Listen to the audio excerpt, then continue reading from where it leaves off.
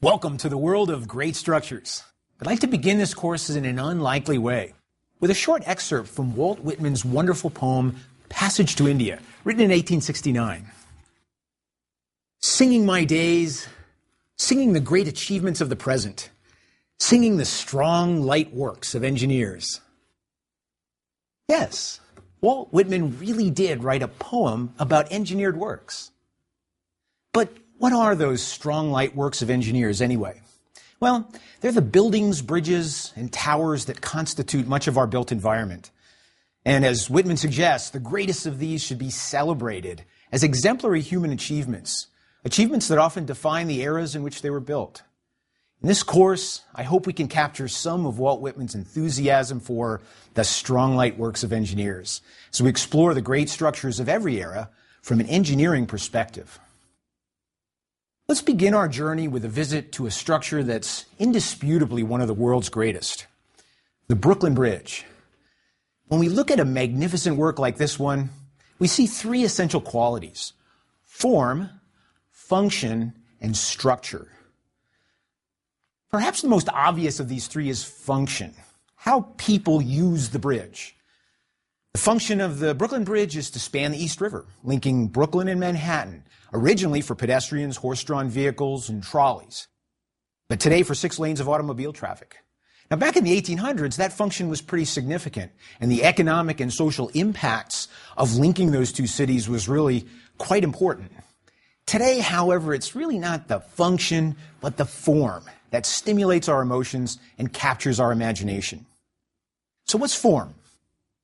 Form refers to aesthetic appeal. The physical features of a building, bridge, or tower, like shape, scale, proportion, ornament. And the form of the Brooklyn Bridge certainly is beautiful.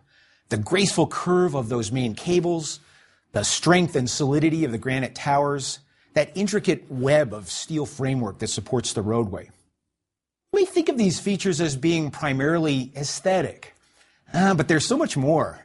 They are, in fact, a direct reflection of the scientific principles underlying the design of this great bridge.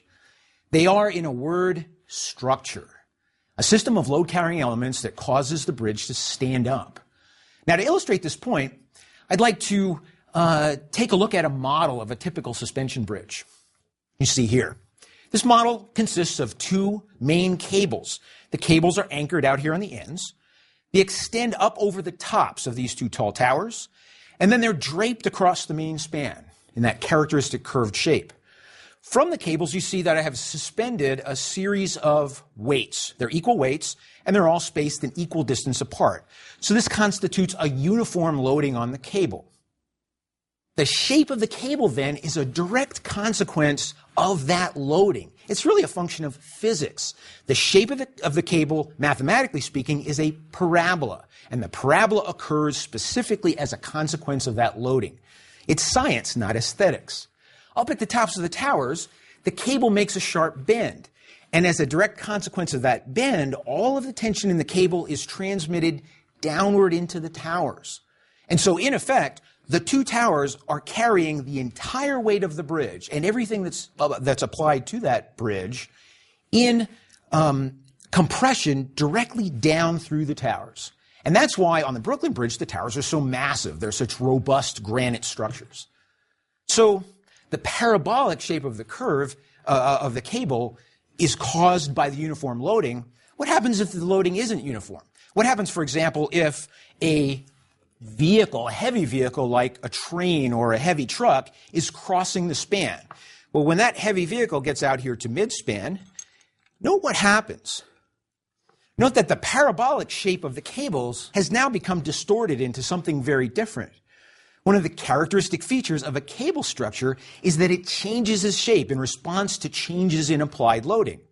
Well, that's all well and good, but if this is a functional suspension bridge, we have a problem, because that sort of distortion in the cable also caused a significant downward deflection of the deck that the vehicles are driving across.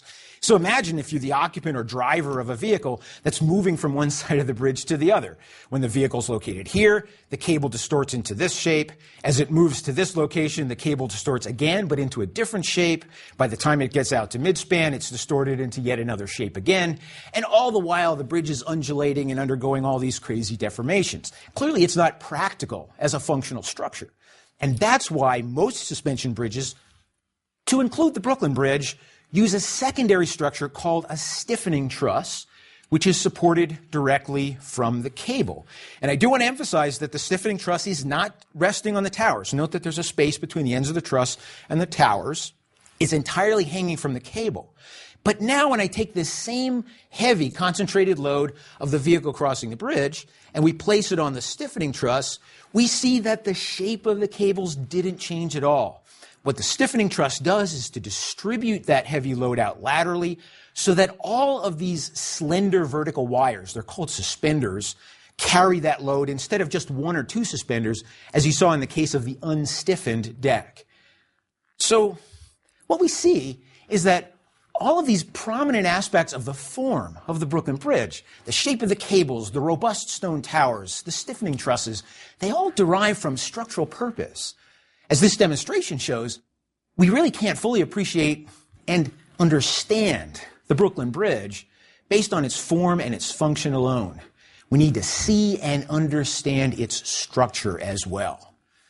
Now, this idea of characterizing a constructed work in terms of form, function, and structure, it's not my own, much as I'd like to claim credit for it. We actually owe it to Vitruvius, the great Roman architect engineer of the 1st century BC. And in his book, De Architectura, it's the earliest surviving work on engineering and architecture from ancient times. In that book, Vitruvius asserts that a well-designed building should exhibit three qualities. In Latin, venustas, utilitas, and firmitas. Beauty, usefulness, and strength. Form, function, and structure. So there really is a certain timelessness to this idea. And then again, not everyone agrees with Vitruvius. In 1896, the American architect Louis Sullivan very famously proposed a design philosophy based on the principle that form ever follows function. Now, I'm not an architect, so I won't venture to comment on the validity of form follows function as a design philosophy. But as an engineer, I must protest. Sullivan left out structure. In his essay on this subject, Sullivan makes no mention at all of how structure should relate to form or function. In this course, we will not perpetuate Sullivan's omission. Structure will be the central focus of this course. It'll be the central focus of our study of the world's great buildings, bridges, and towers. What I'm offering you then in this course is an opportunity to engage with our built environment in a fundamentally new way, a more holistic way, and hopefully a more satisfying way, by learning to see and understand structure in the world's greatest buildings, bridges, and towers. Now, this purpose raises three big fundamental questions that I will be attempting to answer in the remainder of this lecture. First, what is a great structure? That is, what makes a building, bridge, or tower great? Second, what does it take to see structure? And third, what does it take to understand structure? First big question. What makes a building, bridge, or tower great? Well, to formulate a credible answer to this question, I consulted a lot of references. References on great structures, great buildings, great bridges, great architecture, great works of engineering. And while there are a few structures that tend to appear on nearly every author's list in this long reference list, and one of those, by the way, is the Brooklyn Bridge, in fact, there's actually very little agreement beyond a small common core. No two authors that I could find even use the same criteria for greatness. So, under the circumstances, I suggest that we return to the original source of structural wisdom, Vitruvius, who defined the characteristics of a well-designed building as venustas, utilitas, and firmitas. And on that basis, I suggest that a building, bridge, or tower should be considered great if it exhibits exemplary form, function, or structure. Exemplary form, certainly an appropriate criterion for greatness. Let's consider, for example, the Potsy Chapel, designed by Filippo Brunelleschi, whom we'll meet later on in the course, by the way. It is widely regarded as one of the most perfectly proportioned buildings of the Italian Renaissance. Its function, as Andrea de Pozzi's family chapel, really wasn't particularly noteworthy. And in the mid-15th century, when it was built, those modest-sized domes and vaults are really structurally unexceptional. Yet this architectural jewel is undoubtedly a great building because of its aesthetic quality alone, its sophisticated arrangement of space, its harmonious proportions. Next, exemplary function. Consider the White House, that neoclassical dwelling at 1600 Pennsylvania Avenue in Washington, D.C. It's one of America's best-known and best-loved buildings, but probably wouldn't make anyone's list of great structures except for its function of housing every U.S. president since John Adams. And finally, exemplary structure, our focus in this course. In this category, I'd place structures of unprecedented height or span, as well as those that reflect particularly innovative technological achievements. Consider the Akashi Kaikyo Bridge in Kobe, Japan, a great structure simply because it is currently the world's longest bridge span. Or the CN Tower in Toronto, Canada. It was the world's tallest structure in 1976 when it was originally constructed.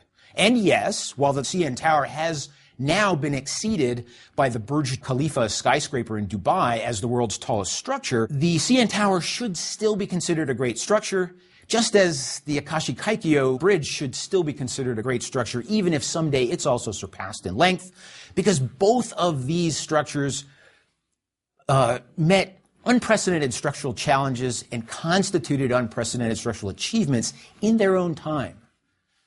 In the general category of innovative structures, we might consider, for example, the Iron Bridge at Coalbrookdale, England, which was the world's first all-iron structure constructed in 1779. Or the Ingalls Building in Cincinnati, the world's first concrete high-rise structure built in 1903.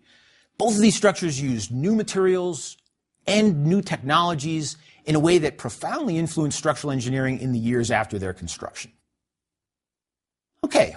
Now that we've formulated a reasonable set of criteria for greatness, let's move on to the second big question. What does it take to see structure in a building, bridge, or tower? I'd like to begin with a simple observation. The prominence of a structure in a constructed work usually depends on how demanding the structural requirements are.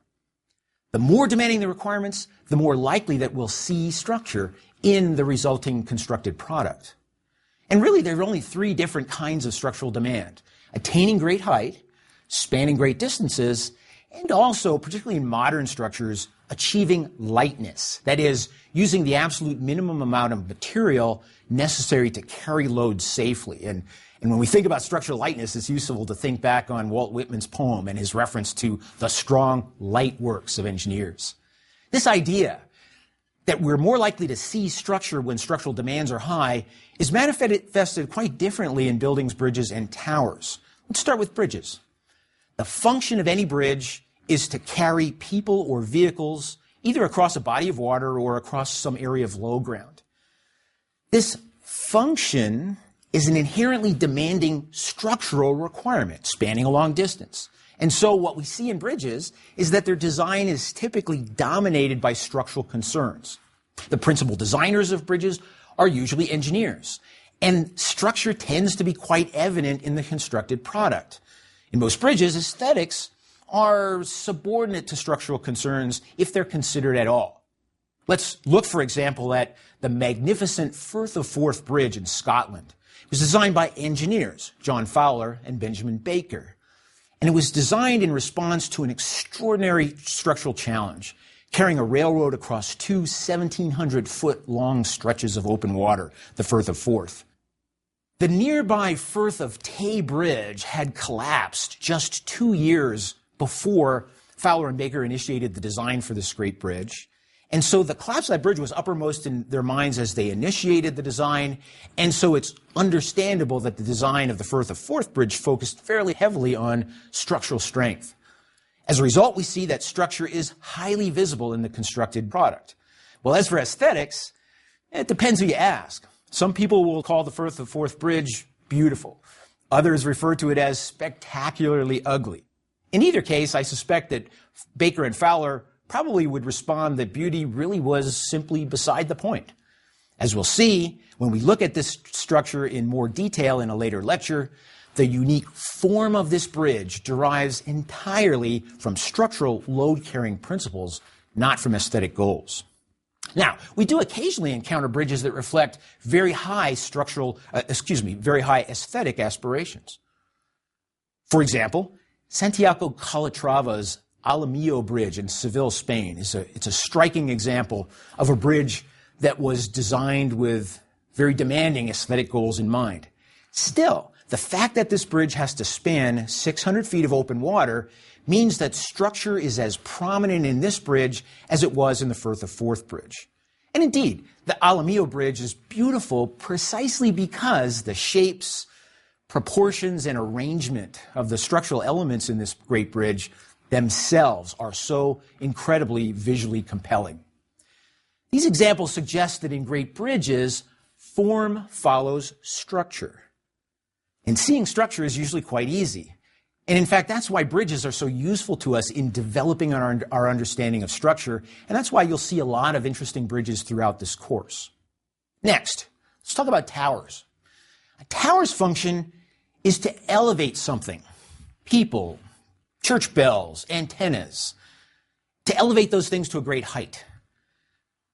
And while towers typically have a significantly higher level of attention to aesthetics in comparison with bridges, because they tend to be visually prominent and they often have a certain symbolic or religious significance, nonetheless, similar to bridges, the function of a tower is really fundamentally structural in nature, that is, raising something to a great height.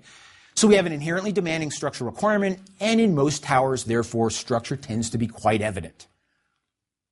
Gustav Eiffel designed this iconic tower in Paris with a specific intent of creating the world's tallest structure. And once again, it was an unprecedented structural challenge. The structure, as a result, is quite prominent. First, in the detailed configuration of individual structural members, but also in the overall shape of the structure, which was very explicitly designed to resist wind load. Yes, the structure does have a few non-structural embellishments that Eiffel chose to add. For example, those large semicircular arches that span the lowest level are in fact non-structural elements that Eiffel added both for appearance sake and to enhance public confidence in the strength of the design. But still, on the whole, in the Eiffel Tower, form follows structure. The same could be said for older towers, like the bell tower of the Cathedral of Santa Maria del Fiore in Florence, Italy.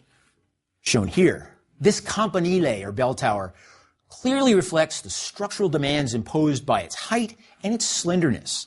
Structure is evident. The hollow, square, tubular configuration of the tower itself, and also in those octagonal buttresses which project from the four corners and add strength to the structure. Now, aesthetics certainly influenced the design of this great landmark. It was, in fact, designed by Giotto, a painter of the Renaissance era. Still, the demands of achieving great height resulted in structure that's both evident and logical. Finally, what about buildings? Well, now the situation's a little different. The principal functions of a building are to enclose space and to facilitate specialized human use of that space. A building is a complex system. Its functions are normally performed by many non-structural subsystems: windows, interior walls, ceilings, lighting, temperature control, and sometimes non-structural exterior walls or cladding. Sure, the structure is always there, holding up the walls and holding up the roof. Yet, because the structural system is but one of many building subsystems, it's often understated or sometimes hidden from view entirely. In a building, the connection between function and structure is less clear, less intimate than in bridges and towers. That's why the principal designers of buildings are usually architects, and engineers design structure in a subordinate role. By the way, this is probably the reason why Louis Sullivan, an architect, didn't include structure in his famous proposition that form follows function. Now, in buildings, the relationship between form and structure tends to be variable, and the visibility of structure varies accordingly. Let's look at some examples. This is Strutt's Mill in Belper, England. Looks like a typical early 19th century textile factory, but the design of this building incorporated a series of structural innovations that were anything but typical. During the Industrial Revolution, a critical need for fireproof construction motivated mill owners to experiment with iron construction. That demand for profitability that was inherent to the industrial enterprise drove an ever greater demand for structural efficiency. And to attain structural efficiency, engineers tried to minimize the amount of iron used in the structure. That resulted in a series of innovations that profoundly influenced structural engineering in the years to come, ultimately leading inexorably to the modern skyscrapers of today. At Strutt's Mill, then, the structural challenge was achieving lightness, the minimum amount of iron necessary to do the job. And there really was little or no attention to aesthetics. The result of this dynamic was a relatively nondescript building, but with an exceptionally sophisticated internal structural system, one, by the way, that we'll look at later in the course. Here, as in bridges and towers, form follows structure. Now, let's consider another great building, the Great Basilica of Hagia Sophia in Constantinople. It was built to satisfy the aesthetic aspirations of the Byzantine Emperor Justinian. And so this building has inspired worshippers for 1,500 years with its vast interior space, crowned by stunning mosaic-encrusted domes, arches, and vaults. But these architectural features, recognize, are also structural elements, which constitute a wonderfully sophisticated structural system that supports that massive central dome that you can see in this image. Seeing structure in this system is a lot more challenging than in Strutt's Mill.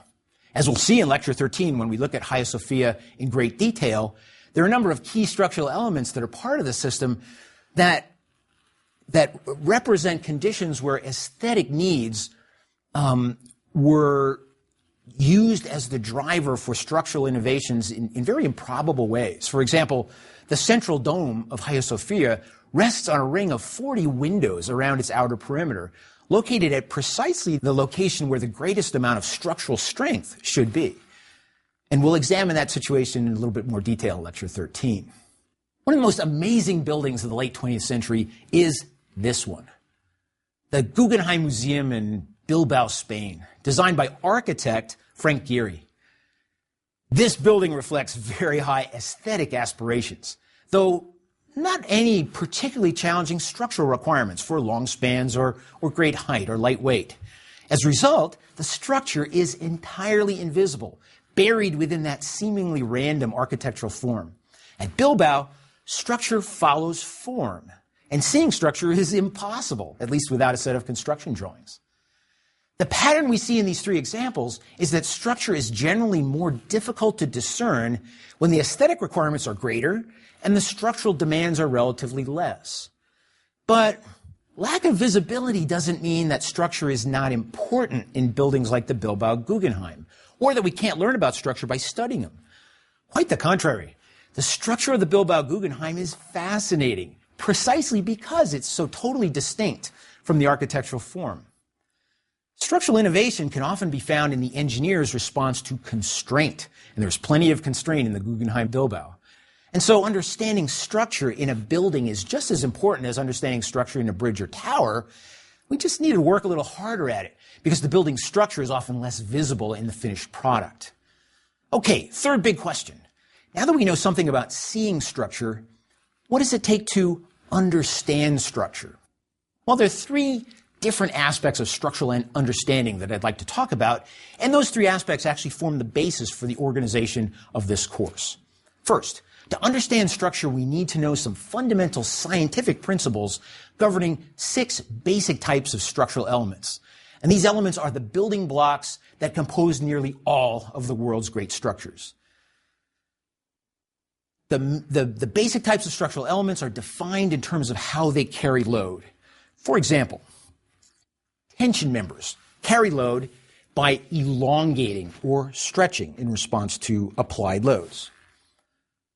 columns carry load by shortening in compression. And columns are also characterized by a unique failure mode called buckling, in which the element suddenly displaces laterally in an unstable failure mode that actually is the cause of a number of important structural failures that we'll be talking about later on in the course. Beams carry load by bending or by experiencing flexure. Trusses are structural frameworks that are composed entirely of interconnected triangles, as you can see here, and those members, it turns out, carry load entirely in either tension or compression, normally both. Cable-type structures, as we've seen in our model of the Brooklyn Bridge, are flexible structural elements that carry load principally in tension and change their shape in response to changes in applied load. Again, just as we saw in our Brooklyn Bridge demonstration. And finally, arches. These elements can span horizontal distances, but because of their unique shape and unique supports, they carry load primarily in compression. But in that mode, they're capable of carrying tremendous amounts of load and therefore are the basis for a number of great structures that we'll be looking at in this course. There are also a lot more complex types of structural elements, for example, domes and shells, which really are adaptations or combinations of the basic element types, and we'll be looking at these later on in the course as well.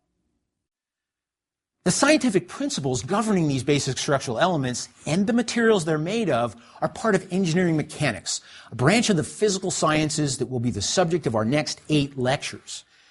During those 8 lectures, our goal will be to learn how those basic elements work and to see applications of those elements in some of the world's great structures. Okay, the second key aspect of structural understanding is learning to view a building, bridge, or tower as a structural system, an assembly of structural elements interconnected in a way that transmits load safely from element to element all the way down to the ground. We'll be spending lecture 9 focusing on this concept of a structural system, but for now I'd like to just illustrate the basic concept once again by returning to our Brooklyn Bridge model, which happens to be a structural system that incorporates all 6 of the basic structural element types.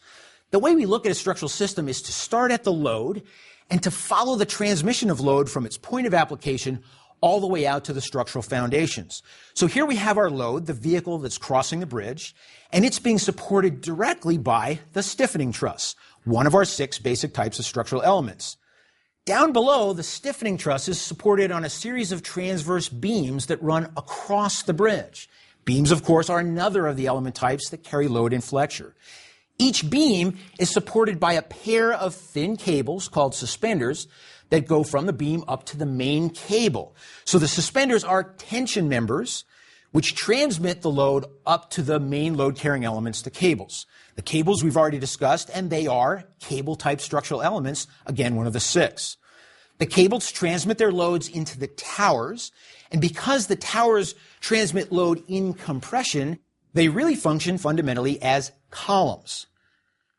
Even though we think of them as towers, structurally speaking, they are in fact columns. And while my model doesn't show it, when you look at the image of the Brooklyn Bridge and its towers, you can see that the towers themselves are pierced by a series of arches which allow the roadway to pass through the bridge. And those arches are important structural elements as well because they create an opening and channel that tremendous amount of compressive load coming down through the towers around the openings and down to the structural foundations.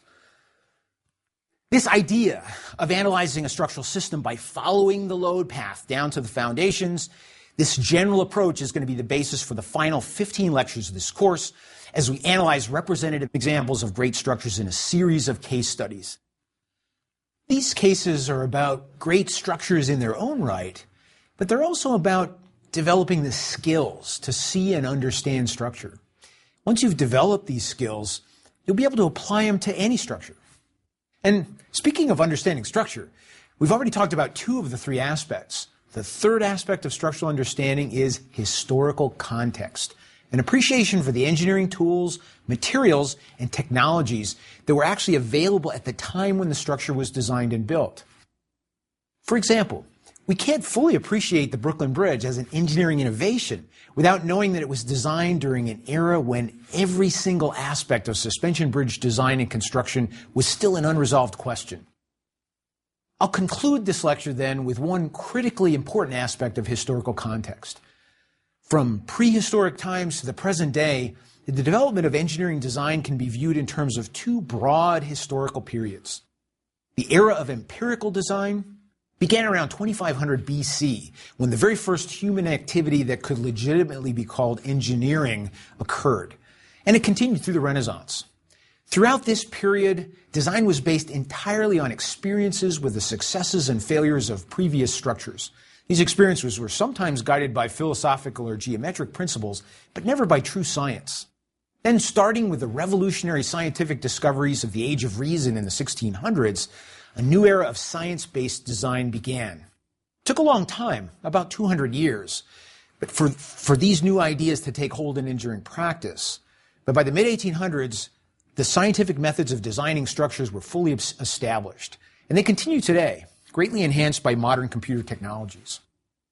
Both of these eras have produced their fair share of the world's great structures, from the empirically designed pyramids of 2500 BC to the soaring Burj Khalifa in Dubai, designed with the very latest in modern science-based technology and opened in 2010. What the great structures of the empirical era show us is that science is actually not essential to engineering. Throughout the 4,500-year era of empirical design, the lack of science-based tools didn't prevent ancient, medieval, and Renaissance builders from creating structures of extraordinary form, function, and sophistication. Indeed, as we'll see, the very best of these empirical engineers seem to have developed a keen qualitative sense of structural principles, even if they were ignorant of the quantitative methods. Well, this should be cause for celebration, particularly if you slept through your high school physics class and somehow managed to avoid taking calculus in college. If ancient, medieval, and Renaissance builders learned engineering through experience, then you can too. But although engineering can be learned without science, science can still help us understand structure more broadly, more deeply, and more efficiently. And that's why we'll be learning scientific principles in our next 8 lectures of the course and making use of science throughout the course. I'll explain these points more thoroughly next lecture as we begin our study of engineering mechanics. In the meantime, please recognize that learning scientific principles is not an end in itself, but rather a means to achieve a much greater goal, learning to see and understand structure in the world's great bridges, buildings, and towers. Thank you.